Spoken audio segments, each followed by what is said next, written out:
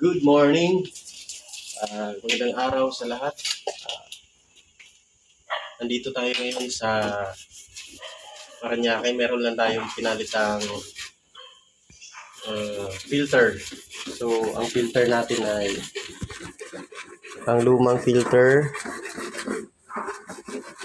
Yan.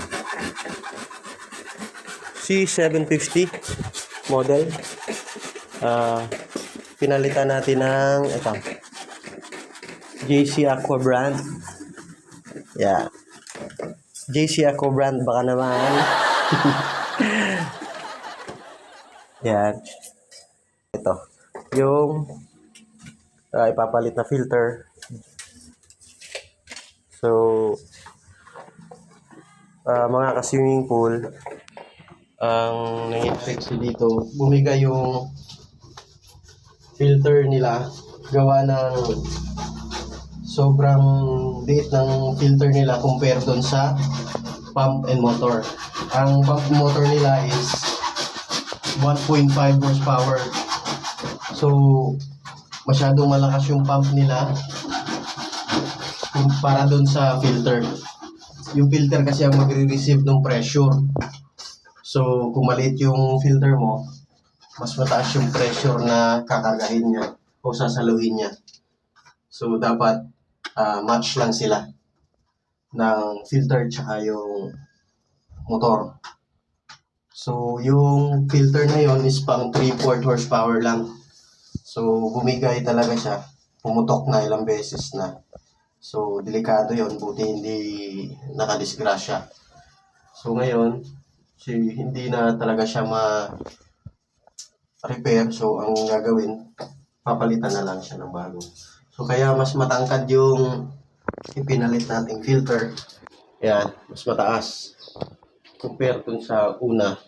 Kasi ito, pang 1.5 horsepower talaga yung filter na to. Okay, so tuloy muna namin to. Update ko lang kayo mamaya. Pag ano. Sige. Babu! So, ito na nga yun. So, ayan na. JC Aqua brand. Back ka naman. Tapos, yan. So, mas maluwag na siya kanina. Compare kanina. Yung bago natin palit na dito sa harap yung filter. So, ngayon, medyo naisiksik natin doon sa likod.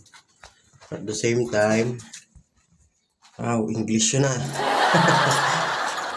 At the same time, medyo mapipihit niya na rin ng maayos. Kasi hindi na siya nakababa ng gusto kanina na doon sa ilalim. Hirap na hirap pihitin. Tsaka matigas na rin yung mga ball valves. So ngayon yan. Okay. So yung return natin, hindi natin dinaan dito sa harap.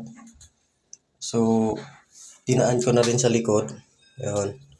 Para naman yung space din. So, okay. Yung drain niya, ayun. Nandun na. So, okay.